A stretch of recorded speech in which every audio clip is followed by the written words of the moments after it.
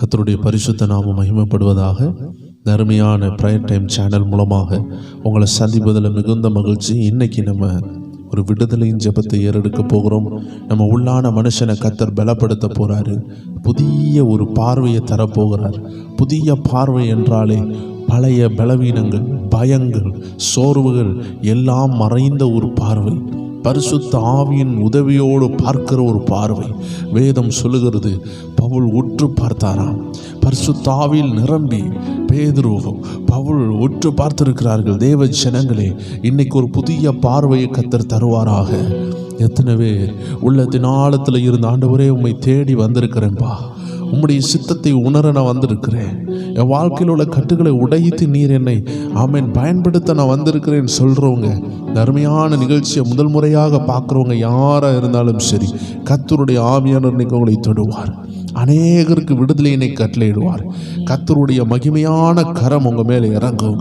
எத்தனை பேர் விசுவாசிக்கிறீங்க? கிறிஸ்துவுக்குள் வாழுகிற ஒவ்வொரு பேருக்கும் ஒவ்வொரு நாளும் வெற்றி தான்.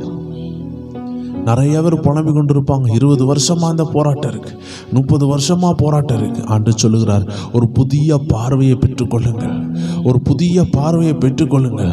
பிரச்சனையை பார்க்குற நீங்கள், பிரச்சனையிலிருந்து விடுதலை கொடுக்குற ஆண்டவரை பாருங்கள். கர்த்தர் உங்களோடு பேசுவார், படிப்படியாக பேசுவார். தேவ திட்டம் உங்கள் வாழ்க்கையில் நிறைவேறும். நெடு நாட்களாக போராட்டமாக இருக்குதா?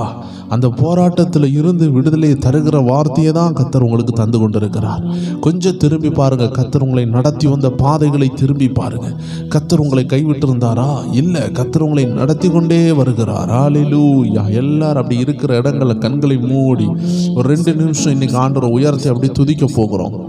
எல்லாரும் உள்ளத்தின் ஆழத்திலிருந்து துதிக்கும் பொழுது கர்த்தருடைய அக்கினி ஒவ்வொரு பேரையும் நிரப்புவதாக, கர்த்தருடைய அபிஷேகம் நிரப்புவதாக. எல்லாரும் கண்களை மூடி இந்த நாட்களில் நம்ம கர்த்தருடைய வார்த்தையை பெற்றுக்கொள்ள, கர்த்தருடைய ஆவியானவரால் நடத்தப்பட, தேவனுடைய வல்லமையினால் நடத்தப்பட எல்லாரும் அப்படி கண்களை மூடி ஸ்தோத்திரம் பண்ணுங்க. சாத்தானின் அதிகாரமெல்லாம் என் நேசர் பறித்து கொண்டார். சாத்தானின் அதிகாரமெல்லாம் ஓ என் நேசர் பறித்து கொண்டார். சிலுவையில் அறைந்து விட்டார், சிலுவையில் அறைந்து விட்டார். காலாலே மிதித்து விட்டார், இயேசு காலாலே மிதித்து விட்டார். கிறிஸ்துவுக்குள் வாழும் எனக்கு எப்போதும் வெற்றி உண்டு. இந்த விசுவாச அறிக்கையை தேவ ஜனங்கள் சொல்லுங்க. கிறிஸ்துவுக்குள்ள வாழுகிற எனக்கு எப்பொழுதும் வெற்றி உண்டு. என் இயேசு ஜெயித்திருக்கிறார், சாத்தானை ஜெயித்திருக்கிறார். அதனால நான் தோத்து போவதில்லைன்னு சொல்லுகிறவங்க, உள்ளத்தின் ஆழத்திலிருந்து உங்க அபிஷேகத்தை, உள்ளத்தின் ஆழத்தில் இருக்கிற அக்னியை அனல் மூட்டி எழுப்புங்க. அனல் மூட்டி எழுப்ப கர்த்தருடைய ஆவியானவர் விரும்புகிறார். எங்கெல்லாம் சோர்ந்து போனீங்களோ, எந்த எல்லைகள்லாம் சோர்ந்து போனீங்களோ, பரிசுத்த ஆவியானவர் உங்களை பலப்படுத்த விரும்புகிறார். ஒவ்வொரு பேரும் இருக்கிற இடங்கள் அப்படியே உள்ளத்தின் ஆழத்தில் இந்த வரிகளை விசுவாசத்தோடு சொல்லுங்க. உங்க வாயிலிருந்து வருகிற விசுவாச வார்த்தைகள் ஆண்டவர் அந்த கோலியாத்து கீழே விழ வைக்கிறதற்கு அது ரொம்பவே தேவையாக இருக்கிறது. ஹல்லேலூயா. தாவீதை பாருங்கள், கோலியாத்துக்கு முன்னாடி போய் நின்னுட்டு சொன்னா, கர்த்தர் இன்னைக்கு என்ன உன் கையில விழாம உன்னை என் கையில ஒப்பு கொடுப்பார். ஹல்லேலூயா. இஸ்ரவேல் ஜனத்தினுடைய கையில ஒப்பு கொடுப்பார். உன் தலை இன்னைக்கு கீழே விழும். எத்தனை பேருக்கு அந்த விசுவாசம் இருக்கிறது? அவனுக்குள்ள அந்த விசுவாசம் இருந்தது. தேவ ஜனமே, எந்த சூழ்நிலையும் பார்த்து சோர்ந்து போக வேண்டாம். ஆண்டு சொல்றார், விசுவாசத்தை அனல் மூட்டுங்கள். அந்த அருமையான வார்த்தை. சாத்தானின் அதிகாரத்தை எல்லாம் அவர் பிடுங்கி விட்டார். உங்களை டிஸ்டர்ப் பண்ணி கொண்டிருக்கிறதா? இந்த ஆராதனை முடியும் பொழுதே அந்த பொல்லாத ஆவிகள், உங்களை சேதப்படுத்துகிற ஆவிகள், அது செயலிழக்கும். குடும்பத்தில் நெடுநாளா இருக்கிற போராட்டத்தை கர்த்தர் மாற்றுவார். ரொம்ப நாளாக கட்டப்பட்டிருக்கிற ஒரு சூழ்நிலை இருக்குதுன்னா அதுக்கு ஒரு பெரிய விடுதலை வச்சிருப்பார். அதனால கவலைப்படாம கண்களை மூடி ஆண்டவர் நோக்கி பாருங்க. என்னென்ன துன்பம் வந்தாலும் நான் கலங்கிடவே மாட்டேன். ஓ என்னென்ன துன்பம் வந்தாலும் நான் கலங்கிடவே மாட்டேன். யார் என்ன சொன்னாலோ, யார் என்ன சொன்னாலோ நான் சோர்ந்து போக மாட்டேன். நான் சோர்ந்து போக மாட்டேன். கிறிஸ்துவுக்குள் வாழும் எனக்கு எப்போதும் வெற்றி உண்டு. கிறிஸ்துவுக்குள் வாழும் எனக்கு எப்போதும் வெற்றி உண்டு. எல்லாரும் சேர்ந்து சொல்லலாம், வெற்றி உண்டு, வெற்றி உண்டு, வெற்றி உண்டு, நமக்கு வெற்றி உண்டு. உள்ளத்தின் ஆழத்தில் இருந்து விசுவாச அறிக்கை சொல்லுங்க, வெற்றி உண்டு. இந்த போராட்டத்துல இருந்து எனக்கு, இந்த வியாதியில இருந்து எனக்கு ஒரு விஷயம் கூட சொல்லுங்க, வெற்றி உண்டு, வெற்றி உண்டு, வெற்றி உண்டு, வெற்றி உண்டு. இந்த போராட்டமான நிலையில் இருந்து, இந்த வருமானத்தின் குறைவில் இருந்து, இந்த போராட்டத்தில் இருந்து, இந்த குடும்ப பிரச்சனையில் இருந்து, இந்த ரட்சிக்கப்படாத கணவரிடம் இருந்து கர்த்தருடைய அபிஷேகம் இறங்கி அவரை மாற்றும். எத்தனை பேர் விசுவாசிக்கிறீங்க சொல்லுங்க, வெற்றி உண்டு. கோலியாத்து கீழே விழுவான், தாவீது ஜெயிக்க போறானா இல்ல கோலியாத்து ஜெயிக்க போறாங்களா என்று யோசித்து பாருங்கள். 6 அடி உயரம் இருக்கலாம், பெரியவனா போல இருக்கலாம், இல்லை அந்த கோலியாத்து ஜெயிக்க போவதில்லை. தாவீது ஜெயிப்பார், தாவீது ஜெயிப்பார். ஹல்லேலூயா. தாவீது என்றால் தேவ ஜனமே. அபிஷேகத்தை நம்புகிறவங்க தான் தாவீது, அபிஷேகத்தை நம்புகிறவங்க தான் தானியேல், ஆவியானவரை நம்புகிறவங்க தான் எஸ்தர். நீங்க தான் ஜெயிப்பீங்க, உங்களுக்கு வெற்றி உண்டு. அந்த சூழ்நிலை மாறும். எல்லாரும் உள்ளத்தில் ஆழத்தில் இருந்து சொல்லுங்க, கிறிஸ்துவுக்குள் வாழும் எனக்கு எப்போதும் வெற்றி உண்டு. எல்லா சூழ்நிலையிலும் இருந்து கிறிஸ்துவுக்குள் வாழும் எனக்கு ஒரு வெற்றி உண்டு, எப்போதும் வெற்றி உண்டு. என் ராஜா முன்னே செல்கிறான், வெற்றி பவனி செல்கிறான். என் ராஜா முன்னே செல்கிறான், வெற்றி பவனி செல்கிறான். குருத்தோலை கையில் எடுத்து, குருத்தோலை கையில் எடுத்து நான் ஓசானா பாடிடுவேன், நான் ஓசானா பாடிடுவேன். கிறிஸ்துவுக்குள் வாழும் எனக்கு எப்போதும் வெற்றி உண்டு. கிறிஸ்துவுக்குள் வாழும் எனக்கு எப்போதும் வெற்றி உண்டு. எல்லா தேவச்சனங்கள் சொல்லுங்க, வெற்றி உண்டு, வெற்றி உண்டு, வெற்றி உண்டு. அந்த திருமண தடை மாறும், அந்த போராட்டம் ஓடும், அந்த பில்லி சுனியம் உடையும். நீங்கள் அதை ஜெயிப்பீர்கள். இந்த 2026 கர்த்தர் எல்லா போராட்டங்கள் இருந்து கர்த்தர் உங்களை வெளியே கொண்டு வருவார். சொல்லுங்க, விசுவாசத்தோடு சொல்லுங்க. எல்லாரும் சேர்ந்து, எல்லாரும் சேர்ந்து சொல்லும் பொழுது பிசாசு வெட்கப்பட்டு ஓடுவாங்க. எல்லா தேவ ஜனங்கள் இந்த ஒரு வார்த்தையை சொல்லிக் கொண்டே இருங்க, வெற்றி உண்டுன்னு சொல்லுங்க. வெற்றி எனக்கு உண்டு, வெற்றி என் குடும்பத்திற்கு உண்டு, என் வாழ்க்கையில வெற்றி உண்டாகும். பாவங்கள் போக்கிவிட்டார், எல்லா சாபங்கள் நீக்கிவிட்டார். பாவங்கள் போக்கிவிட்டார், இயேசு சாபங்கள் நீக்கிவிட்டார். இயேசுவின் தழும்புகளால், இயேசுவின் தழும்புகளால் சுகமானேன், சுகமானேன், நான் சுகமானேன், சுகமானேன். கிறிஸ்துவுக்குள் வாழும் எனக்கு எப்போதும் வெற்றி உண்டு.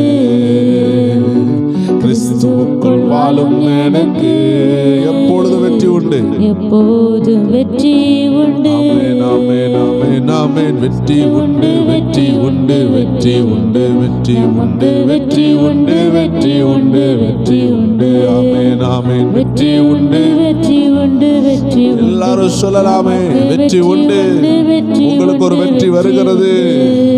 ஓ வெற்றி உண்டு, வெற்றி உண்டு, வெற்றி உண்டு, நமக்கு வெற்றி உண்டு, வெற்றி உண்டு, வெற்றி உண்டு. மேகங்கள் நடுவினிலே என் நேசர் வரப்போகிறார். எத்தனை பேர் சொல்றீங்க மனசார? என் நேசர் வரப்போகிறார், என் நேசர் வரப்போகிறார். கரம் பிடித்து அழைத்து செல்வார், கரம் பிடித்து அழைத்து செல்வார். கண்ணீரெல்லாம் துடைப்பார், நம் கண்ணீரெல்லாம் துடைப்பார். கிறிஸ்துவுக்குள் வாழும் எனக்கு எப்போதும் வெற்றி உண்டு. கிறிஸ்துவுக்குள் வாழும் எனக்கு எப்போதும் வெற்றி உண்டு. வெற்றி உண்டு, வெற்றி உண்டு, வெற்றி உண்டு, நமக்கு வெற்றி உண்டு, வெற்றி உண்டு, வெற்றி உண்டு, வெற்றி உண்டு, வெற்றி உண்டு, வெற்றி உண்டு, நமக்கு வெற்றி உண்டு, வெற்றி உண்டு, வெற்றி நாமே நாமே நாமே. வெற்றி உண்டு, வெற்றி உண்டு, வெற்றி உண்டு, நமக்கு வெற்றி உண்டு, வெற்றி உண்டு, வெற்றி உண்டு. ஓ வெற்றி உண்டு, வெற்றி உண்டு, வெற்றி உண்டு, நமக்கு வெற்றி உண்டு, வெற்றி உண்டு, வெற்றி உண்டு. ஹல்லேலூயா. இருக்கிற இடங்களை அப்படியே கைகளை தட்டி ஆண்டவருடைய நாமத்துக்கு மகிமை செலுத்துவோமா? கர்த்தர் குடி போதையில் உள்ள உங்க கணவரை தொட போகிறார். கர்த்தர் அந்த போராட்டத்தில் உள்ள சகோதரியை தொட விரும்புகிறார். மனநல பாதிக்கப்பட்டு பிசாசினால் ஆமென் பிடிப்பட்டது போல இருக்கிற அந்த அனுபவம் உள்ள சகோதரியை கர்த்தர் தொட விரும்புகிறார். விடுதலை கட்டளையிட விரும்புகிறார். 7 வருடமாக ஏசனா என்ற தேவ மனிதர், அவர் உலக மனிதனாய் வாழ்ந்த நாட்களில் முன்னோர்கள் செய்த பாவத்தினால இரத்தத்தை கக்கி கக்கி கக்கி இரத்த வாமிட் எடுத்துக்கொண்டே இருப்பாராம். வீட்டிலிருந்து விரட்டி விட்டுட்டாங்களாம். 7 ஆண்டுகள் சின்ன பிள்ளையா இருந்த பொழுது எல்லாம் வயசுல ஒரு 10-14 வயசுல வாமிட் எடுக்க ஆரம்பிக்கிறார். வீட்டை விட்டு வெளியே துரத்துறாங்க. ஒரு 7 வருடங்கள் ரோட்லேயே அலைகிறார். உடம்பெல்லாம் ரத்தம், வாய் ஃபுல்லா ரத்தம், வஸ்திரமெல்லாம் ரத்தம், இரவும் பகலும் ரத்த வாமிட். சரீரத்தில் பலனே இல்லை, ஆனாலும் பிளட் வாமிட் எடுத்துக்கொண்டே அலைகிறார். எல்லாரும் வெறுத்தார்கள். சாப்பாடு இல்லை, குளிருக்கு போத்திக் கொள்றதுக்கு ஒரு போர்வை, ஒரு பெட்ஷீட் இல்லை, தங்குறதுக்கு இடம் இல்லை, மழை பெஞ்சா ஒதுங்கிறதுக்கு இடம் இல்லை, குளிர் வெயில் எல்லாம் பாதிக்கப்பட்டார். தன் குடும்பத்துக்கு இப்படி ஒரு அவமானம் வந்துட்டுன்னு சொல்லி அவங்க அம்மா அப்பா ரோட்டில் அனுப்பிட்டாங்க, வெளியே அனுப்பிட்டாங்க. எல்லாரையும் அடிக்கிறான் அப்படின்னு சொல்லி அனுப்பிட்டாங்க. ஒவ்வொரு ஹோட்டலுக்கு முன்னாடி கிடக்கிற குப்பைகள் இருந்து சாப்பாடுகளை எடுத்து சாப்பிட்டு கொண்டே இருந்தார். 7 வருடமாக இயேசுவுக்கு கண்ணு தெரியலையான்னு நீங்கள் யோசித்திருக்கலாம். இயேசு ஏன் உதவி செய்யலை நீங்கள் யோசித்திருக்கலாம். தேவ ஜனங்களே, கர்த்தருடைய விஷயங்களை நாம் கேள்வி கேட்கறதற்காக நம்ம அழைக்கப்படலை. மறைவானது தேவனுடையது. ஏற்ற நேரம் வந்தது. 7வது வருடம் அது முடிகிறது. இயேசு ஒரு காட்சி அளிக்கிறார். இன்னைக்கு இந்த உலகம் சொல்லும் இயேசுவை பார்த்தான், தூதனை பார்த்தான்னு பரியாசம் பண்ணலாம். ஆனால் நமக்கு முன்னாடி மேகம் போல சாட்சிகள் இருக்கிறது. இயேசுவை நேரடியாக பார்த்த ஊழியர்கள் இருக்கிறாங்க. இன்னைக்கு இந்த உலகம் அவர்களை பரியாசம் பண்ணலாம், ஏதோ பெரிய தரிசனத்தை பார்த்து விட்டான் என்று உங்களையும் சொல்லலாம். தேவ ஜனங்களே, இந்த தேவ மனிதரை இயேசு நேருக்கு நேர் சந்தித்தார். இவருக்கு சுவிசேஷம் சொன்னாலும் புரியாது. சுவிசேஷத்தை சொல்லுங்க விடுதலையாகும்னு சொல்லுவாங்க. ஆனால் பைத்தியத்திற்கு சுவிசேஷத்தை சொன்ன யாருக்கு புரியும்? பைத்தியத்திற்கு சுவிசேஷம் சொன்னால் புரியாது. சுவிசேஷத்தின் வல்லமை மட்டும்தான் பிசாசுகள் பார்க்க போகிறது. சுவிசேஷத்தை சொல்லும் பொழுது மனநிலை பாதிக்கப்பட்ட ஏசன்னா அவருக்கு ஒன்றுமே புரிஞ்சிருக்காது. ஆனால் இயேசு நேருக்கு நேராக காட்சி அளித்தார். உள்ள இருந்த அசுத்தாவிகள் போனது. அநேகர் இந்த கர்மம்னு சொல்லக்கூடிய அந்த கர்த்தருடைய அந்த படத்தை பார்த்துருப்பீங்க. நல்ல ஒரு கிறிஸ்தவ நிகழ்ச்சி. பார்க்காதவர்கள் கண்டிப்பாக பாருங்கள். கர்மம்னு சொல்லக்கூடிய அந்த தமிழ் கிறிஸ்டியன் மூவியை நீங்கள் பார்க்கணும். கர்த்தர் எப்படி இந்த தேவ மனிதனை விடுதலையாக்கினார் என்பதை அதில் தெளிவாக போட்டிருக்கும். தேவ ஜனங்களை அது வீடியோ காட்சிகளில் நீங்கள் பார்க்கும் பொழுது ஆச்சரியமாக இருக்கும். அந்த பொல்லாத ஆவி வெளியேறி ஓடும், உடனே விடுதலை ஆவார். கிழிஞ்ச வஸ்திரங்கள் போட்ட மனிதர், முடி பல ஆண்டுகளாக வெட்டாமல் இருந்த மனிதர், குளித்து பல நாட்களான மனிதன், நகங்களை வெட்டி பல ஆண்டுகளான மனிதன், அப்படியே அந்த அழுக்குகளை எல்லாம் போக்கி குளித்து நல்ல வஸ்திரங்களை தரித்து ராஜாதி ராஜாவை போல ஒரு பிரகாசத்தோடு வெளியே வருவார். கர்த்தர் பல லட்சங்களுக்கும் ஆயிரங்களுக்கும் அவரை ஊழியத்தில் பயன்படுத்தினார். ஆண்டவர் இன்னைக்கு நம்மளோடு பேசுகிறார். சில நேரம் ஆண்டுகள் ஆகுதுன்னு நினைக்கிறீங்களா? குடும்பத்தில் பிசாசு போராட்டமாக இருக்குதா? கர்த்தருடைய நேரம் வரப்போகிறது, ஆயத்தப்படுங்க. கர்த்தர் உங்களுக்காக தான் ஏதோ ஒன்று செய்ய போறாரு. உங்க குடும்பத்தில் ஒரு அற்புதத்தை செய்ய அவர் வாஞ்சியோடு இருக்கிறாரு. நீங்க வாஞ்சியா இருக்கிறீங்களோ இல்லையோ, அவர் வாஞ்சியா இருக்கிறதுனால தான் உங்களோடு பேசி கொண்டு இருக்கிறாரு. நீங்க ஏதச்சியா இந்த நிகழ்ச்சியை பார்க்கல, கர்த்தருடைய ஆவியானவர் உங்களை பார்க்க வச்சிருக்கிறாரு. இந்த காரியம் உங்களுக்கு கர்த்தரால் உண்டாயிருக்கிறது. கர்த்தர் உங்களோடு பேசி கொண்டு இருக்கிறார். உங்க நிலைமையை நன்றாய் அறிந்திருக்கிறார். ஒவ்வொரு வாரம் வாழ்க்கையில போராட்டமா இருக்கிறத உணர்றீங்களா? அந்த போராட்டத்துக்கு பின்னாடி ஒரு பெரிய ரகசியம் இருக்குது. அந்த ரகசியத்தை ஆவியானவர் வெளிப்படுத்துவார். எல்லாரும் அப்படியே ஜெபிக்கலாமா? இந்த புதிய வாரம், இந்த புதிய நாள், ஆண்டவரை இந்த புதிய வாரத்தில் என்னை நடத்துங்க என்று ஜெபிங்க. அப்படியே கண்களை மூடி ஆண்டவரை நோக்கி பாருங்க. கர்த்தர் உங்களோடு பேச விரும்புகிறார். எல்லாரும் அப்படி உள்ளத்தின் ஆழத்தில் இருந்து சோத்திரத்தை இன்னும் ஆண்டவருக்கு மகிமையை செலுத்துங்க. கர்த்தருடைய ஆவியானவர் உங்க அருகாமையிலே இருக்கிறார். ஹல்லேலூயா, ராகா ஷாபா லாங்கா. இதை பார்த்து கொண்டிருக்கிற முத்தமான ஒரு சகோதரி இருக்கிறீங்க. ஆவியானவர் உங்க குடும்பத்தை ரட்சிக்க விரும்புகிறார். கர்த்தருடைய அபிஷேகம் இறங்குது. லாரன்ஸ்னு ஒரு சகோதரன் ஆவியானவர் காட்டுகிறார். உங்க குடும்பத்தை பலமாய் தொடுகிறார். சிஸ்டர் வெண்ணிலா, கர்த்தர் உங்களை தொடுகிறார். லியான் தாராபா ஷம்தலரபா கமலான்னு சொல்லுகிற ஒரு சிஸ்டரை ஆவியானவர் தொட்டு கொண்டிருக்கிறார். ஆவியானவரே இறங்குகிறார் உங்க வீட்டுக்கு மேல. இதை கேட்டுக்கொண்டிருக்கிற அநேக சகோதரிகள் மேல கர்த்தருடைய ஆவியானவருடைய மகிமை இறங்கி கொண்டிருக்கு. உங்களுக்கு தரிசனத்தை காட்டுவார். ஆவியானவர் நடக்க போறதை காட்டுவார். சகோதரியே, இந்த உலகம் உங்களை பகைக்கலாம். சகோதரா, இந்த உலகம் உங்களை ஒதுக்கி வைக்கலாம். நீங்க வந்திருக்கிற இடம் எங்கன்னு உங்களுக்கு தெரியாம இருக்கலாம். நீங்க உன்னதமான கர்த்தருடைய பாத பீடத்துல வந்திருக்கிறீங்க. உங்க மனசுல உள்ள கவலையெல்லாம் இறக்கி வச்சிருங்க. நீங்க போக வேண்டிய தூரம், வெகு தூரம். எல்லாரும் அப்படி ஜெபிப்போமா? அந்நிய பாஷை பெற்ற தேவ ஜனங்கள் ஆவியின் ஏவுதலோடு உள்ளத்தின் ஆழத்தில் இருந்த ஆவியில நிரம்பி ரீகா தாராபா தாராபா அந்நிய பாஷையில ஜெபிங்க. ரியாந்தரபா ஷந்தலரபா லீகோ ராபாபா தாராபா ஷதரரபா பாபா. அநேகரை கர்த்தர் விடுதலையாக்கி கொண்டிருக்கிறார். உள்ளர்ந்து போன, தளர்ந்து போன கைகளை பலப்படுத்துகிறத நான் பார்க்கிறேன். ஜெப வாழ்க்கை தளர்ந்து போயிருக்கிறது. இனிமே நீங்க பார்ப்பீங்க. உங்க வாழ்க்கை துளிர் விடுகிறதை பார்ப்பீர்கள். ரியாந்தரபா ஷந்தலரபா லியாந்தலரபா ஷந்தலரபா. சிலோன்ல இருந்து சிலர் இதை பார்க்குறீங்க. ஸ்ரீலங்கால இருந்து ஆவியானவர் சொல்லுகிறார், உங்க குடும்பங்கள்ல மாற்றம் வருகிறது, மறுமலர்ச்சி வருகிறது. நீங்க வேற தேசங்கள்ல இருந்து பார்க்கிற நபர்களை கொண்டு ஆவியானவர் என்ன செய்வார்னா அந்த இடத்துல எழுப்புதலை உண்டாக்குவார். நீங்க அந்த இடத்துல பண்ற ஜெபம் வீணாகாது. ஆமென். சிலர்லாம் அந்த ஸ்ரீலங்கால பயங்கர வேதனையில இருக்கிறீங்க, பாடுபட்டு கொண்டு இருக்கிறீங்க. ஆனா தேவ ஜனங்களே, நீங்க எந்த தேசத்துல இருந்தாலும் நம்ம எல்லாம் ஏசப்பாவுடைய பிள்ளைகள். எல்லாரும் ஒருவருக்காக ஒருவர் ஜெபிக்கணும். ஏன் நம்ம இந்த பிரயர் டைம்ல கூடுகிறோம்? ஆயிரக்கணக்கான மக்கள் கைகளை இணைத்து ஜெபிக்க போகிறோம். எல்லாரும் ஆவியில இணைந்து சொல்லுங்க, ஆண்டவரே, உங்க ஜெப நேர குடும்பத்தார், உங்க நாமம் தரிக்கப்பட்ட தேவ ஜனங்கள், இயேசுவின் இரத்தத்தினால கழுவப்பட்ட எங்க தேவ பிள்ளைகள், எங்க அப்பாவுடைய பிள்ளைகள் எங்க இருந்தாலும் அவர்கள் பாதுகாக்கப்படட்டும். சொல்லுங்க, எங்கள் ஜனங்கள் பாதுகாக்கப்படட்டும். எங்கள் ஜனங்களை சுற்றிலும் அக்னி இறங்கட்டும். எங்கள் ஜனங்களை சுற்றிலும் வல்லமை இறங்கட்டும். எங்கள் ஜனங்களை சுற்றிலும் தூதர்கள் இறங்கட்டும். இருளின் வல்லமைகள் ஓடட்டும். அந்தகார வல்லமைகள் எரியட்டும். பாகாலின் பலிபீடங்கள் எரியட்டும். இஸ்ரவேலுக்கு விரோதமாக, யாக்கோபுக்கு விரோதமான மந்திரவாதம் இல்லை.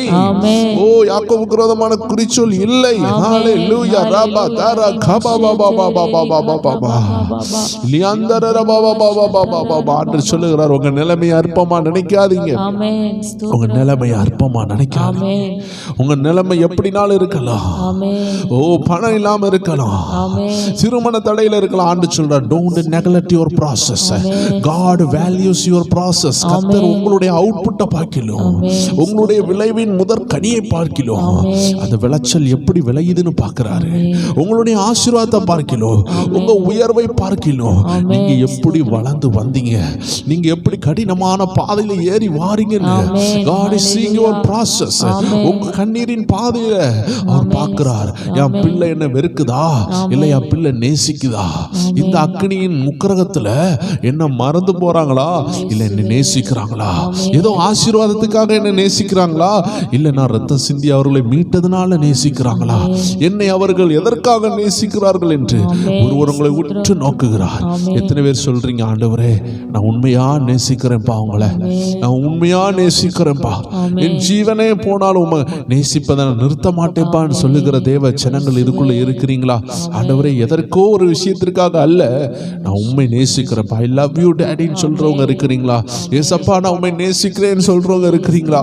ஒரு அருமையான பாஸ்டர் சாட்சி சொன்னார். அவருடைய அப்பா இள வயசுல மரிச்சிருவாரு. அவங்களுக்கு 5 சகோதரிகள். இந்த 5 சகோதரிகளையும் இவர் தான் கட்டி கொடுக்கணும்.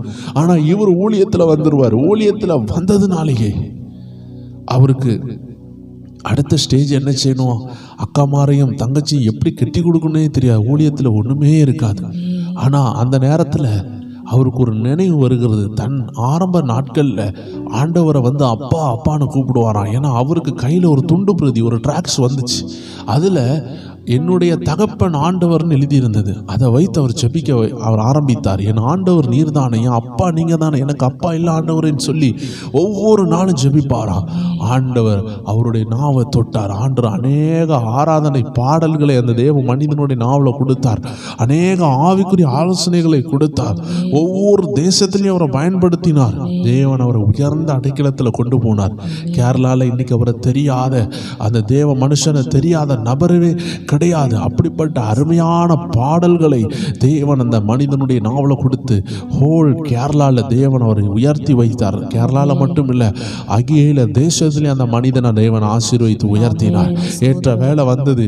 எல்லா சகோதரிகளையும் கட்டி குடிக்க அமேன் கரை ஏற்ற கத்தர் இந்த மனிதனை கொண்டே உதவி செய்தார். தேவ ஜனங்களை கத்தர் செய்ய நினைச்சது தடைப்படாது. நீங்க ஒரு நபரை அப்பான்னு சொல்லிட்டீங்கன்னா கத்தர் கைவிடவே மாட்டார். என்னுடைய அம்மாவுடைய வாழ்க்கையில் நடந்த சாட்சியை சொல்லுகிறேன். எங்க அப்பா ரொம்ப குடியும் மோசமான நபர். அடிதடி சண்டை கத்தி குண்டு எல்லாம் அவருடைய வாழ்க்கையில் இருந்தது. தூத்துக்குடி பட்டணத்தில் மோசமான ரவுடி கேங்கோடு அவர்கள் இருந்து வாழ்ந்த நாட்களில் என்னுடைய தாயாருடைய இளம் வயதில் அவங்க அப்பாவை இழந்துட்டாங்க. இழந்ததுனால ஏசப்பாவை பார்த்து சொல்லுவாங்க, ஏசப்பா நான் தூர இடத்துல இருந்து இங்கே தூத்துக்குடி வந்துட்டேனே, இங்கே தானே நான் வாழ்ந்து கொண்டு இருக்கிறேன். இந்த இடத்துல இருந்து என் அம்மாவுக்கு ஃபோன் பண்ணி கூட ஒரு சொல்கிறதுக்கு ஃபோன் கிடையாது, ஒன்றும் கிடையாது. என் வீட்டில் நிறைய பிரச்சனைகள் இருக்குதே ஏசப்பா, எனக்கு அப்பா வேற கிடையாது, நீங்கள் தான் என்னுடைய அப்பா. என்னுடைய அப்பா அதாவது அப்படின்னு சொல்லிட்டு ஒரு வார்த்தை சொல்லுவாங்க, உங்கள் மருமகனை நீங்க பார்த்துக்கோங்கன்னு சொல்லுவாங்க ஏசப்பா பார்த்து. ஏன்னா அப்பா இல்லை பார்த்தீங்களா, அதனால ஆண்டவரை பார்த்து சொல்லுவாங்க, உங்க மருமகன் கோவத்தோடு வெளியே போயிருக்காரு, அவர் வரும்போது அவர் சாந்தமா வரணும்னு சொல்லுவாங்க. உடனே ஏசப்பா கிரியை செய்ய ஆரம்பிப்பார். ஒவ்வொரு முறை பிரச்சனை வரும்பொழுது இப்படி கிரியை செய்வார். எங்கள் அம்மா அந்த சாட்சி அடிக்கடி சொல்லுவாங்க. இன்றைக்கி எங்கள் அப்பாவை ஆண்டவர் ஊழியக்காரனாக மாற்றி பல ஆயிரங்களுக்கு பயன்படுத்துகிறார். தேவ ஜனமே, வேண்டான்னு தள்ளப்படுற கல்லை கத்தர் எடுத்து உபயோகப்படுத்துவார். உங்களை வேண்டான்னு ஒதுக்கி வச்சுருக்காங்களா, உங்களை எல்லாரும் நிந்திக்கிறாங்களா, ஆண்டு சொல்கிறார் அந்த அப்பாவை மறக்காதீங்க, அவரை நேசிக்க ஆரம்பிங்க. அவர் உங்களுக்காக வைத்திருக்கிறத உங்கள் கண்கள் காணலை, உங்கள் காதுகள் கேட்கலை, அது உங்கள் இருதயத்தில் தோன்றலை. தேவ ஜனமே, விட்டு விடாதீர்கள். கத்தருடைய ஆவியானவர் உங்களை நடத்த போகிறார். ஆண்டவரே என்னை நடத்தும் என்று சொல்லுங்க. ஆண்டவரே எனக்கு பாதை காட்டும் என்று சொல்லுங்க. கர்த்தர் உங்களுக்கு செம்மையான பாதையை காட்டுவார். எல்லாரும் அப்படி ஜெபிக்கலாம். அன்பான ஆண்டவரே, இந்த வார்த்தையை கேட்டு தங்களை அர்ப்பணித்து கொண்டு ஆண்டவரே உம்முடைய நாமத்தின் மகிமைக்காக ஓடணும் சொல்லி இருக்கிற தேவ ஜனங்களுக்காக ஜெபிக்கிறோம். எந்த லாப நோக்கம் இல்லாமல் உம்மை நேசிக்கிற தேவ ஜனத்திற்காக நாங்கள் நன்றி செலுத்துகிறோம். என்ன தேவைகளோடு இருக்கிறாங்களோ அதை சந்திங்கப்பா, ஆசீர்வதிங்க, மேன்மைப்படுத்துங்க. இயேசுவின் நாமத்தில் ஜெபிக்கிறோம் நல்ல பிதாவே, ஆமேன், ஆமேன், ஆமேன். தேவ ஜனங்களே, இன்னைக்கு கர்த்தர் நம்மளோடு பேசுகிற ஒரு அருமையான வார்த்தை தான் 1 தீமோத்தேயு 6வது அதிகாரம் 19வது வசனத்தை பாருங்கள். நித்திய ஜீவனை பற்றி கொள்ளும்படி வருங்காலத்திற்காக தங்களுக்கு நல்ல ஆதாரத்தை பொக்கிஷமாக வைக்கவும் அவர்களுக்கு கட்டளையிடு. இன்னைக்கு காலையில் கூட நம்ம இந்த அருமையான வசனத்தை வேறு விதமாக தியானிச்சிருப்போம். இன்னைக்கு அதிகாலை ஜெபத்தில் யாரெல்லாம் பங்கெடுத்திருந்தாங்களோ அவங்க எல்லாருக்கும் இந்த வசனத்தை அவர்கள் கண்டிருப்பார்கள். 12வது வசனத்தை காலையில் நாம் வாசித்திருந்தோம். விசுவாசத்தின் நல்ல போராட்டத்தை போராடு, நித்திய ஜீவனை பற்றிக்கொள். பார்த்தீர்களா, நித்திய ஜீவனை பற்றி கொள்ளணும்னு வேதம் சொல்லுகிறது. இன்னைக்கு நம்ம உலக வாழ்க்கையில் அநேக சூழ்நிலைகளில் நம்ம ஆண்டவரையும் நித்திய ஜீவனையும் மறந்து போகிறோம். விசேஷமாக நாம் மறந்து போகக்கூடிய பல தருணங்கள் வருகிறது. அதற்கு அடையாளமாக தான் ஏசாவும் யாக்கோபும் பாருங்க, தன் மேல் இருந்த அந்த பலத்த அழைப்பு, உன்னதமான அழைப்பை ஒரு சின்ன கூழுக்காக, ஒரு கிளாஸ், ஒரு பவுல், ஒரு சின்ன கிண்ணத்தில் உள்ள கூழுக்காக ஏசா என்ன செய்தான்? யாக்கோபிடத்தில் தன் பெர்த்ரைட்டை விற்று கொடுத்தான். அந்த பிறப்புரிமை, அந்த முதல் புத்திர சுவிகாரம் சொல்லக்கூடிய அந்த ஆசீர்வாதங்களை, அவன் மேல வரப்போகிற தேவனுடைய மகிமையை அவன் தம்பிக்கு எதற்காக தெரியுமா?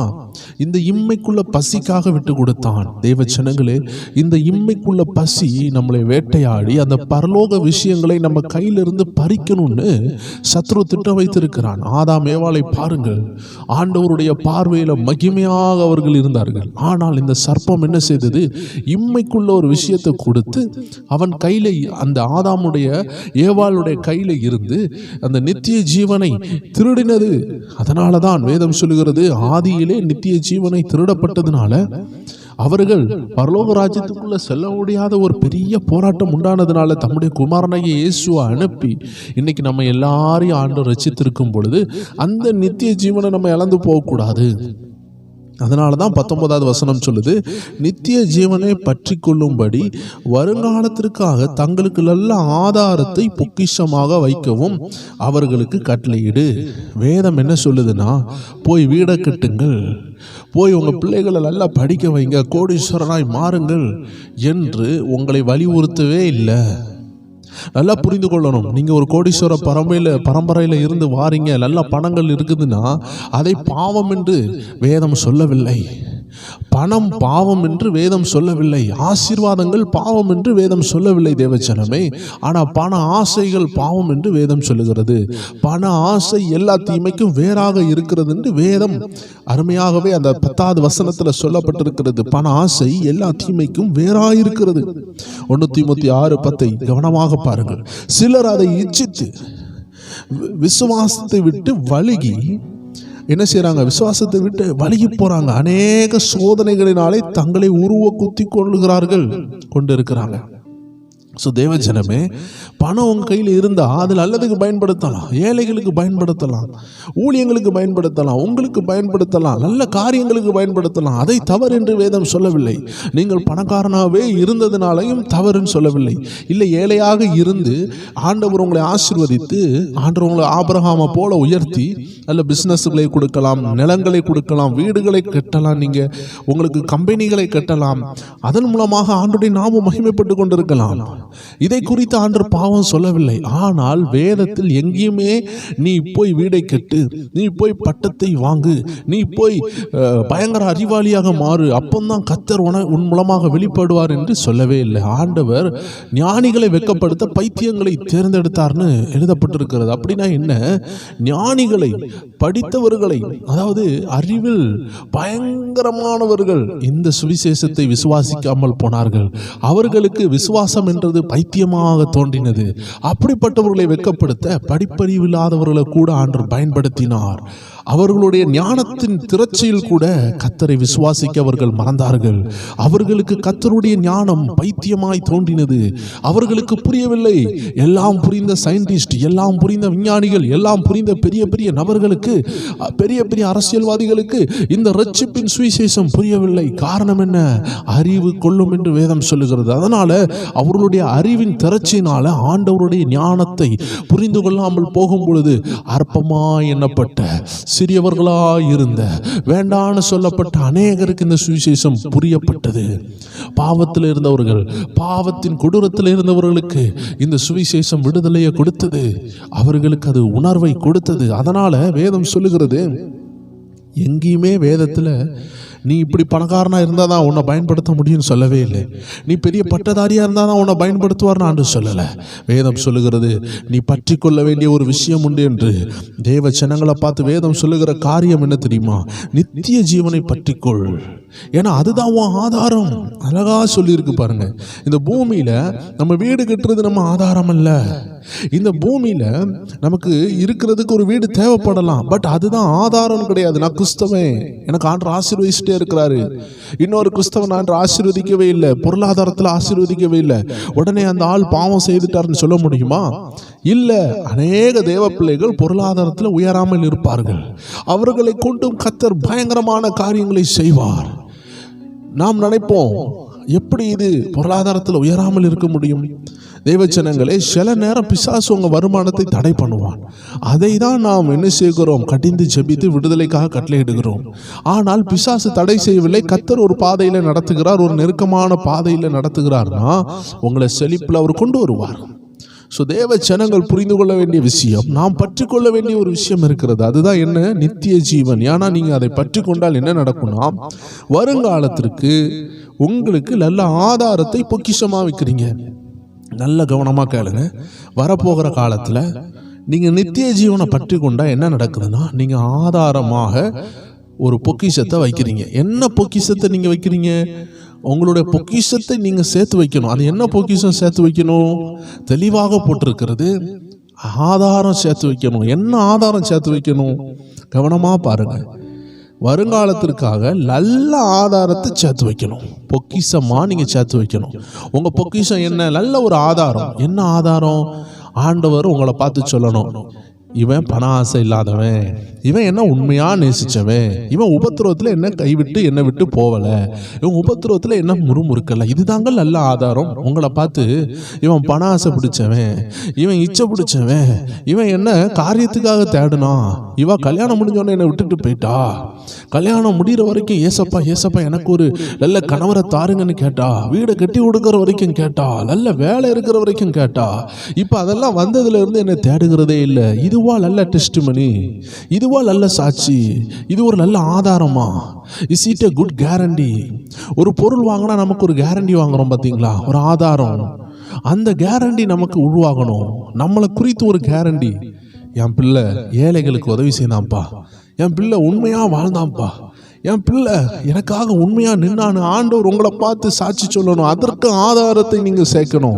அந்த ஆதாரம் எப்படி சேர்க்க முடியும்? தேவச்சனமே, ஒவ்வொரு வாரமும் போய் கொண்டிருக்கு, ஒவ்வொரு வாரம் நான் கஷ்டப்பட்டு கொண்டிருக்கிறேன் நீங்க சொல்லி கொண்டிருக்கலாம், ஒவ்வொரு வாரம் நிந்தனையிலேயே போய் கொண்டிருக்கு நீங்க சொல்லலாம். தேவச்சனங்களே, அந்த நிந்தனையில உண்மையா வாழுங்க. கோர்ட்டு கேஸுன்னு உங்களுக்கு விரோதமா போராட்டம் இருக்கலாம், குடிகார கணவர்னால போராட்டம் இருக்கலாம். நீங்க நினைக்கிற மாதிரி ஒவ்வொரு வாரம் கஷ்டத்துல போதுன்னு சொல்றீங்களா, அந்த கஷ்டங்களின் மத்தியில் உண்மையா வாழுங்க. அதுதான் நீங்க ஆதாரத்தை சேர்த்து கொண்டிருக்கிற இடம். ஆண்டவர் உங்க ஃபைலை ஓபன் பண்ணி பார்ப்பாங்க. அந்த நேரம் உங்க கணவர் உங்களை சித்திரவதைப்படுத்திருக்கலாம், அடித்திருக்கலாம், கெட்டார்த்த போட்டிருக்கலாம், நிந்தனை உங்க மேல வந்திருக்கலாம். ஆண்டவர் பார்ப்பார், எனக்காக என் பிள்ளை சிலுவையை சுமந்தாள். உங்க உயிரத்தோட யாராலையும் முடியாது. எந்த மந்திரவாதியாலையும் உங்க உயிரை எடுக்க முடியாது, எந்த கணவராலையும் எடுக்க முடியாது. கர்த்தர் உங்க கூட இருப்பார். நீங்க உங்க வாயை திறந்து சண்டை போட்டு உங்க குடும்பத்தை நடுத்தருக்கு கொண்டு வரணும்னு நினைச்சா உங்க வாயின் வார்த்தையினால் தான் கொண்டு வரப்படுமே தவிர, மற்றபடி உங்க குடும்பத்தில் ஆணோ பெண்ணோ நீங்க பொறுமையா போனீங்கன்னா நீங்க சாதிக்க தான் செய்வீங்க. வசனம் சொல்லுகிறது, தாழ்மை உள்ளவனுக்கு அன்று கிருபை அளிக்கிறார், அதுக்கு சந்தேகமே இல்லை. ஸோ தேவ ஜனங்களை ஆண்டவர் சொல்லுகிறாரு, இன்னைக்கு இந்த பூமியின் வாழ்க்கையில் கஷ்டமாக இருக்குது, வேதனையாக இருக்குது, படிப்பு இல்லை, வருமானம் இல்லை, வீடு இல்லை, உயர்வு இல்லை சொல்லக்கூடிய அந்த தருணத்தில் பொக்கிஷத்தை சேர்த்து வைங்க. எப்படி சேர்த்து வைக்கலாம்? குட் டெஸ்டிமனி, நல்ல டெஸ்டிமனி, நல்ல சாட்சியை நீங்கள் அந்த உபத்திரவத்தில் சேர்த்து வைங்க. பாருங்க, மொர்தெகாயினுடைய உபத்திரவத்தை தேடி நோக்கி பாருங்களேன். அந்த உபத்திரவத்தின் ஆழத்தில் கூட அவன் ஆமானை வணங்கவில்லை, தேவனுக்காக நின்னான். எஸ்தருக்கு ஆலோசனை சொன்னான். நிந்தனையான நேரம், தலையில மண்ணை வாரி போடுறான், உபத்திரவத்தின் நேரத்தில் கர்த்தருக்காக நின்னான். அதனால தான் கர்த்தர் அவனுடைய ஞாபக புஸ்தகத்தில், அதாவது அந்த ராஜாவுடைய ஞாபக புஸ்தகத்தில் அவனுடைய பெயரை ஆண்டவர் தென்பட வைத்து அவனை உயர்த்தினார். தேவ ஜனமே, நம்ம கர்த்தருக்காக நிற்கும் பொழுது கர்த்தர் நமக்காக நிற்பார். எந்த இடத்துல கர்த்தர் கர்த்தருக்காக நின்னவர்களுக்கு நிற்காமல் போயிருக்கிறார்? தாவீதை பாருங்கள், கர்த்தருக்காக நின்னார். கோலியாத்து வந்தான், கர்த்தர் தாவீதுக்காக இறங்கினாரா இல்லையா? இறங்கினார். தானியேலை பாருங்கள், கர்த்தருக்காக தானியேல் நின்னார். சிங்கக்கவியில் ஆண்டு இறங்கினாரா இல்லையா? சாத்ராக் மேஷாக்கை பாருங்கள், அந்த அக்னி ஜுவாலைக்குள்ளாடி சாத்ராக் மேஷாக் ஆபேத்நேகோ தூக்கி போட்ட பொழுது கர்த்தர் வந்தாரா இல்லையா? வந்தார். கர்த்தருக்காக நின்ன எஸ்தரை பாருங்கள், ராஜாவுடைய அரண்மனையில் துணிகரமாக உள்ளே சென்றாள். ராஜா கொண்டு விடுவார், ஆனாலும் அதையும் பயப்படாமல் உள்ளே சென்றார். ஒவ்வொரு உயர்வுக்கு பின்னாடி ஒவ்வொரு உண்மையுள்ள நபர் இருக்கிறாங்க. அவங்களுக்காக ஆண்டவர் நிற்கவில்லையா? எல்லா உண்மையுள்ள நபர்களுக்காக கர்த்தர் நின்னார். நம்மளுக்காக கத்தர் நிற்க மாட்டாரா? நம்ம உண்மை உள்ளவர்களாக கத்தர் சமூகத்தில் நிற்கும் பொழுது ஒவ்வொரு முறையும் ஒரு குறைவு வந்துடும். நீங்கள் யோசிக்கலாம், இந்த சகோதரர் சொல்லுகிறார், இந்த ஊழியர் சொல்லுகிறார், உண்மையா இருங்க, நான் தான் நினைக்கிறேன் உண்மையா இருக்குன்னு நினைக்கிறேன், ஆனால் ஒரு பிரச்சனை வந்தால் கோபப்பட்டுடுறேன், ஒரு பிரச்சனை வந்தால் சண்டை போட்டுடுறேன். தேவ ஜனங்களே, நம்ம எல்லாரும் பரிசுத்தமாக பிறக்கவில்லை, பரிசுத்தமாய் மாறிக்கொண்டிருக்கிறோம். பரிசுத்தமாகிறது நம்ம தேவனுடைய நீதியாகவும் பலனாகவும் இருக்கிறது. அதுதான் நம்மளுடைய கூலி. அதனால நீங்கள் என்ன செய்யணும்? ஒரு குறைவு வந்துட்டுனா உடனே மன்னிப்பு கேளுங்க. வேதம் சொல்லுகிறது, உன் சகோதரனோட உனக்கு ஒரு சண்டைனா அது நைட்டுக்குள்ளே நீ என்ன செஞ்சிரு? சமாதானம் ஆயிரு.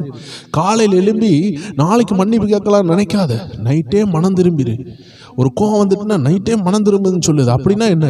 உங்கள் வீட்டில் கணவரோ மனைவியோ உங்களுக்கு சண்டைக்கு இழுக்கும் பொழுது நீங்கள் ஒரு 100% ஒரு 90% பொறுமையாக இருந்துட்டீங்க. முன்னாடிலாம் ஒரு வார்த்தை சொன்னாலே சண்டை போடுற நபர் இன்னைக்கு 9 வார்த்தை சொன்னாலும் பொறுமையா இருக்கிறீங்க. ஆனாலும் நீங்க சொல்வீங்க, என் பொறுமைக்கு ஒரு எல்லை உண்டு. தேவ ஜனமே, அதுதான் ஒரு மாற்றத்தை நமக்குள்ள உண்டாக்க வேண்டிய அவசியமா இருக்கிறது. நம்ம பொறுமைக்கு ஒரு எல்லை உண்டுன்னு சொன்னா நமக்குள்ள நீடிய பொறுமை இன்னும் வராம இருக்குது. ஆண்டவருக்கு தேவை நீடிய பொறுமை. அப்ப நீங்க நீடிய பொறுமை இல்லாததுனால என்ன செய்வீங்க? பொறுமையா இருந்துகிட்டே இருப்பீங்க. அதுக்கு மேல முடியாது. அப்ப என்னாகும்? சண்டை வரும். இந்த நேரம் நீங்கள் யோசிப்பீங்க, இந்த சகோதரன் சொன்னாரே, இந்த ஊழியர் சொன்னாரே பொறுமையாக இருங்கன்னு, என்னால் முடியலையே. அப்போ இந்த செய்தியை கேட்கும்போது நீங்கள் யோசித்து கொண்டு இருக்கலாம், அதெல்லாம் சொல்கிறது நல்லா தான் இருக்குது, ஆனால் என்னால் முடியலையே நீங்கள் யோசிக்கலாம். அதான் ஆண்டு சொல்கிறாரு, முடியாமல் போகும் பொழுது உடனடியாக மன்னிப்பு கேளுங்கள். ஆண்டவரே என்னை மன்னித்து விடுங்கன்னு சொல்லுங்கள். ஆண்டு பார்ப்பார். போன முறை பட்டுன்னு வாயை திறந்து சண்டை போட்டேன், இந்த முறை எவ்வளோ பரவாயில்ல, இனி போ என் மகன் முன்னேறிடுவான், போ என் மகா முன்னேறிடுவான்னு சொல்லி கர்த்தர் உங்களுக்கு துணை நிற்பார். அவர் உங்களை விட்டு போகவே மாட்டார். நாம் துணிகரங்கமாக பாவம் செய்தால்தான் அவர் நம்மளை விட்டு போவார். நாம் கொஞ்சம் கூட முயற்சி பண்ணி நம்ம வாயை அடக்க, நம்ம கண்களை அடக்க, நம்ம உலகத்தோடு ஒத்து போகாமல் நம்ம முயற்சி எடுக்கலானா தான் தேவன் கவலைப்படுவார். முயற்சி எடுத்து தோத்து போகிறோம்னா கர்த்தர் கண்டிப்பாக உதவி செய்வார். ஒரு பிள்ளை முதல் முறையாக எழும்பி நிற்கணும்னு நினைக்கும் பொழுது அது எந்த பிடிமானமும் இல்லாமல் எழும்பி நிற்குமா என்று கேட்டால் முடியாது. அது மெதுவாக கட்டளையோ ஒரு டேபிளையோ பிடித்து தான் அது எழுப்பி நிற்கும். இது தவறா என்று கேட்டால் தவறு கிடையாது. தேவச்சனமே, பரிசுத்தமாக வாழணும்னு நினைக்கிற நம்மளும் கொஞ்சம் கொஞ்சமாக தான் எழுப்பி நிற்போம். கொஞ்ச நாள் தவழுவோம், கொஞ்ச நாள் அப்படியே பிடிச்சி எழும்புவோம், கொஞ்ச நாள் கழிச்சு தான் தனியாக நடக்க ஆரம்பிப்போம், இன்னும் கொஞ்ச நாள் கழிச்சு தான் ஓட ஆரம்பிப்போம். இதே போல தான் தேவச்சனமே, நம்ம ஆவிக்குரிய வாழ்க்கையிலையும் ஒரே நாளில் நம்ம பரிசுத்தமாக வாழ முடியாது. அப்போ ஆண்டு எதிர்பார்க்கறது என்னன்னா, கொஞ்சம் கொஞ்சமாக பரிசுத்தம் ஆக வேண்டும். அதான் வேத வசனம் சொல்லுகிறது, பரிசுத்தமாகிறவன் இன்னும் பரிசுத்தமாகட்டும். ஏன்னா கிறிஸ்தவ வாழ்க்கையில ஒரு குறிப்பிட்ட லெவல் வந்த உடனே பரிசுத்தமாகி விட்டாச்சுன்னு சொல்லவே முடியாது. எவ்வளோ பரிசுத்தம் ஆனாலும் இன்னும் ஒரு ஸ்டெப் நீங்க பரிசுத்தாக வேண்டியது இருக்கிறது. இயேசுவை போல மாறணும்னா இன்னும் நீங்க ஆய்கொண்டே இருக்கணும். வேதம் அழகா சொல்லுகிறது, பரிசுத்தமாகிறவன் இன்னும் பரிசுத்தமாகட்டும், நீதி செய்கிறவன் இன்னும் நீதி செய்யட்டும், அக்கிரம் செய்கிறவன் இன்னும் அக்கிரமம் செய்யட்டும். தேவஜனங்களை ஆண்டு சீக்கிரமா வரப்போறார். நம்மளை பார்த்து சொல்றாரு, உங்களுடைய ரெக்கார்டை தேவன் பரலோகத்தில் திறக்கும் பொழுது இவன் உலக விஷயத்திற்காக என்ன தேடிக்கொண்டே இருந்தான்னு சொல்லிடவே கூடாது. இந்த வாரம் ஒரு தீர்மானம் எடுங்க, ஆண்டவரே நான் உங்களை முழு மனசோடு தேடுறப்பா, முழு ஆத்மாவோடு, முழு பலத்தோடு, முழு உள்ளத்தோடு, முழு அன்போடு உங்களை தேடுகிறேன். எந்த லாப நோக்கத்திற்காக அல்ல. எனக்கு நீங்கள் வீடை கட்டி தருவீங்க, வாசலை வாங்கி தருவீங்க, அதுக்கு இதுக்குலாம் இல்லைப்பா. எனக்காக ரத்தம் சிந்தினீங்க, எவ்வளவோ துடிச்சிங்க, அதனால் நான் நேசிக்கிறேன், உங்களை நேசித்து உங்களுடைய ரட்சிப்பை ஏற்றுக்கொண்டு என் பிள்ளைகள் பரலோக ராஜ்யத்துக்கு வரணும்னு நான் உண்மையாக வாழ நான் முயற்சி பண்ணுகிறேன். என் குறைவுகளில் நீங்களும் உதவி செய்ய போகிறீங்க ஏசப்பா, அதனால் நான் முன்னேறி போகிறேன். நீங்கள் சொல்லி பாருங்கள், ஆண்டு உங்களுக்காக கதவுகளை திறப்பார், வாசல்களை திறப்பார். ஏன்னா வேத வசனம் அழகாக சொல்லுகிறது. என்ன சொல்லுகிறது? 1 கொரிந்தியர் 15:19 வசனம் சொல்லுகிறது, இம்மைக்காக மாத்திரம் நாம் கிறிஸ்துவின் மேல் நம்பிக்கை உள்ளவர்களாய் இருந்தால் எல்லா மனுஷர்களை பார்க்கிலும் பரிதாபப்படத்தக்கவர்களாய் இருப்போம். அதாவது என்ன சொல்லுதுன்னா, இம்மைனா என்னன்னா இந்த பூமி, மறுமைனா பரலோக வாழ்க்கை. இம்மைனா இந்த பூமிக்குள்ள வாழ்க்கைக்காக மட்டும், ஐயோ எனக்கு வாகனம் இல்லையே, ஐயோ நல்ல படிப்பு இல்லையே, ஐயோ இந்த வருமானம் பத்தலையே, ஏசப்பா எனக்கு உதவி செய்யுங்க. ஒரு 7 நாள் உபவாசம். எதற்காக? வருமானத்தை கூட்டுறதுக்காக. தேவஜனமே, வருமானம் கூடுறதுக்கு நம்ம உபவாசம் இருந்தால் மட்டும் போராது. முதலாவது நம்ம இருதயத்தில் இந்த இம்மைக்காக நம்ம ஆண்டவரை தேடக்கூடாதுன்னு ஒரு டிசிஷன் எடுக்கணும். இந்த பூமிக்குள்ள ஆசீர்வாதம் தானா வரும், வீடு தானா வரும், காரு தானா வரும், உயர்வு தானா வரும், ஆஸ்தி ஐஸ்வர்யம் தானா வரும். தானியேல்கிட்ட கேட்டு பாருங்க, அவர் ஜெபத்தை தான் தேடினார். மொர்தெகாய்கிட்ட கேட்டு பாருங்க, அவர் ஆண்டவர் மேல வைராக்கியமா இருந்தாரு. தாவீதுகிட்ட கேட்டு பாருங்க, ஆடு மேய்த்த தாவீதை எப்படியா நீ உயர்த்தப்பட்ட? அவர்கள் உள்ளத்துல இருந்ததெல்லாம் தேவன் தேவன் தேவன் தேவன். பெக்குமான் செய்யா பாடுவார், பரலோகம் தான் என் பேச்சு, பரிசுத்தம் தான் என் மூச்சு. அவருக்கு ஆசீர்வாதம் கொடுக்கலையா ஆண்டவர்? அகில இந்தியாவிலும் தமிழ்நாட்டிலையும் ஹோல் வேர்ல்டுலையும் ஜீசஸ் வித் அஸ், இயேசு நம்மோடுன்னு சொல்லக்கூடிய ஒரு பெரிய ஐக்கியத்தின் தலைவராக கர்த்தர் வைக்கலையா? ஒரு ஆர்சி ஃபாதராக இருந்து 4 இடத்துல டிரான்ஸ்ஃபர் ஆகி அந்த ஆர்சி சர்ச்சுக்குள்ளே இருக்க வேண்டிய அந்த நபரை கர்த்தரை உயிருக்கு உயிராக நேசிச்சதுனால உலக அறிகிற லெவல்ல ஆண்டவர் அந்த தேவ மனிதனை பயன்படுத்தவில்லையா?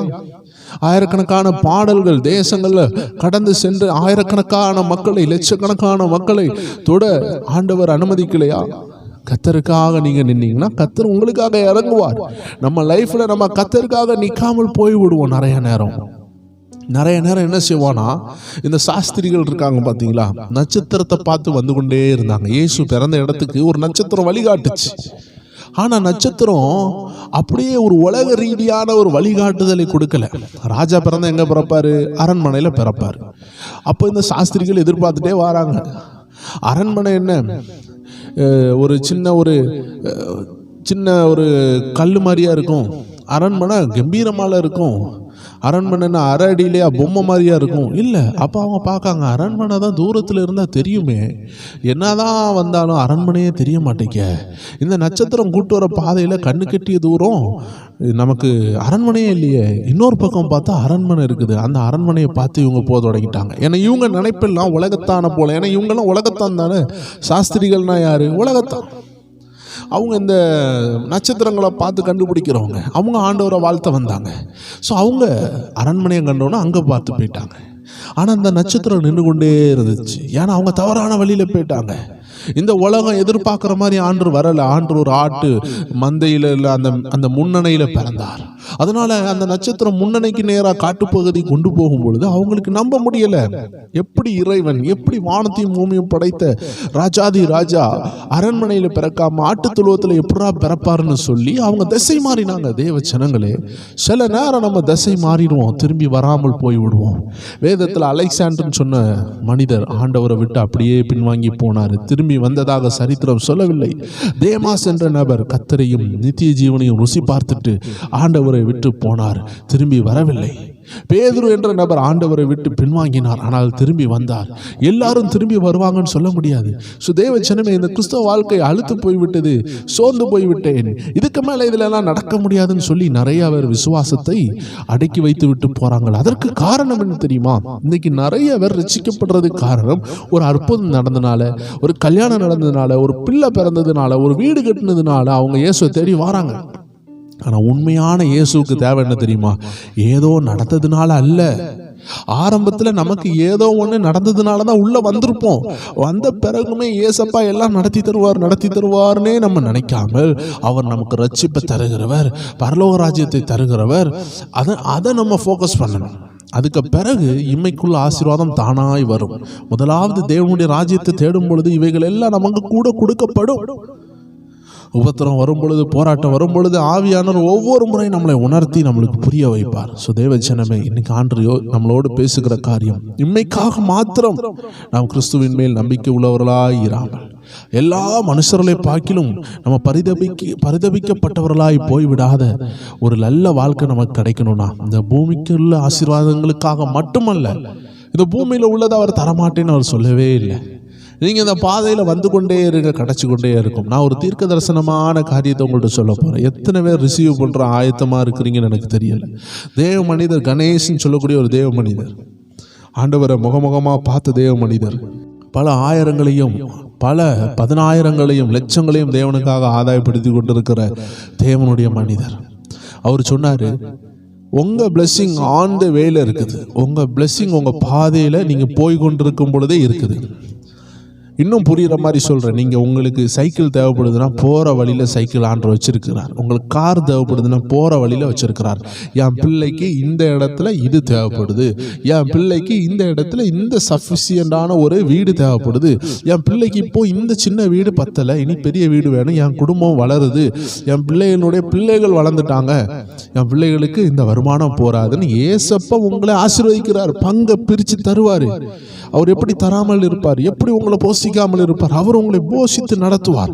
ஒரு கணவன் ஒரு மனைவியை போஷிக்கிறது போல கர்த்தர் தம்முடைய சரீரத்தின் இரத்தத்தை கொடுத்து மீட்ட தம்முடைய மனவாட்டியாகிய சபையாரை நடத்துகிறார். ஸோ தேவ ஜனமே, கர்த்தர் உங்களை நடத்தாமல் போக மாட்டார். என்ன தேவையோ அதை தருவார்.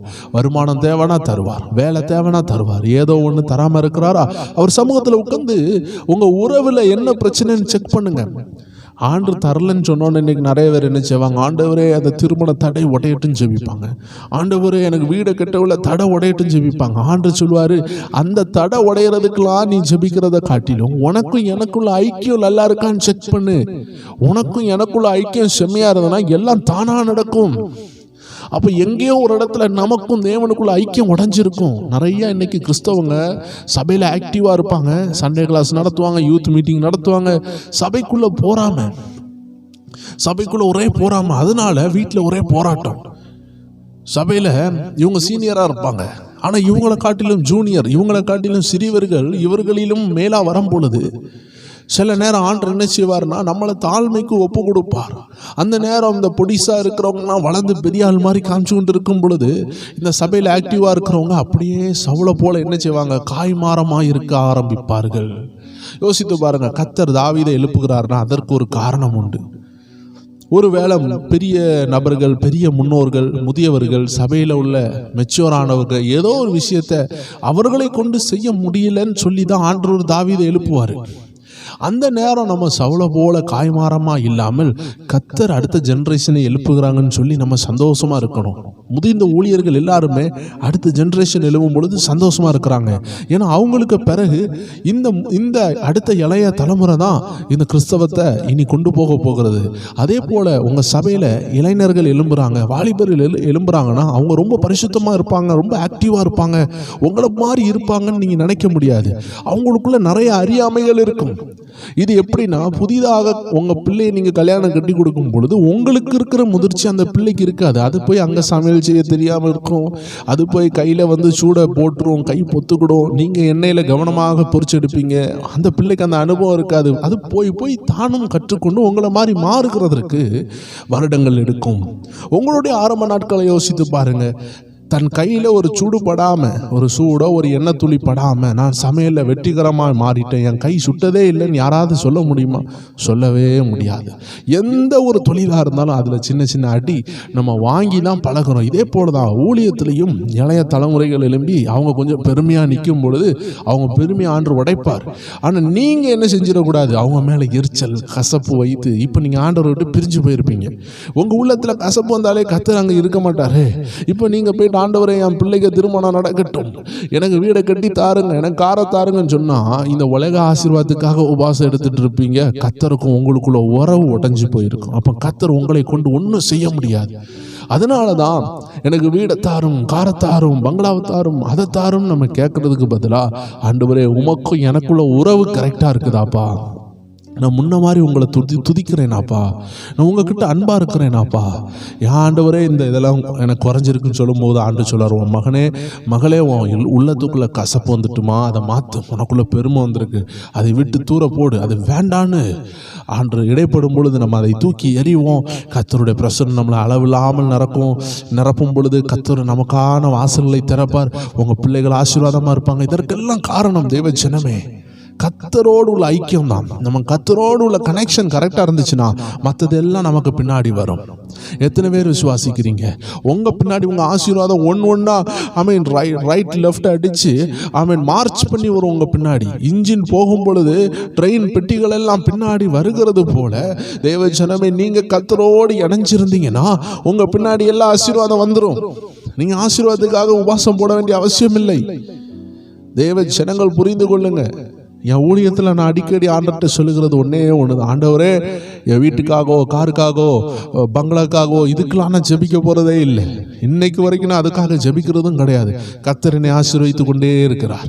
நான் ஒன்றே ஒன்று ஜெபிப்பேன், ஊழியத்தை செய்ய உதவி செய்யுங்க. என் ஊழியத்தில் உள்ளவர்களை ஆயுசு நாள் கூட்டி கொடுங்க. என் ஊழியத்தில் உள்ளவங்க உண்மையாக இருக்கட்டும், என் கூட உள்ளவங்க உமக்காக நிற்கட்டும், வைராக்கியம் உள்ளவர்களாக இருக்கட்டும், பரிசுத்தம் உள்ளவர்களாக இருக்கட்டும். நாங்கள் ஒரு நாள் உலகத்துக்கு பின்னாடி போகக்கூடாது. ஒரு நாள் இந்த பண ஆசையில் விழுந்துடக்கூடாது, உலக ஆசையில் விழுந்துடக்கூடாது. விழுந்து போன வஞ்சிக்கப்பட்ட ஒரு ஊழியனா மாறிடக்கூடாதுன்னு எப்பொழுதுமே நாங்கள் ஜெபிப்போமே தவிர, இந்த உலகத்தில் எங்களை இப்படி ஆக்குங்க, அதை செய்யுங்க, இதை செய்யுங்க, அதை செய்யுங்க, அதை வாங்கணும், இதை வாங்கணும். தேவ சித்தம்னா அதை அவர் தருவார். தேவ சித்தம்னா அந்த நபர்களை அனுப்புவார், காகங்களை அனுப்புவார், கர்த்தர் நடத்துவார்.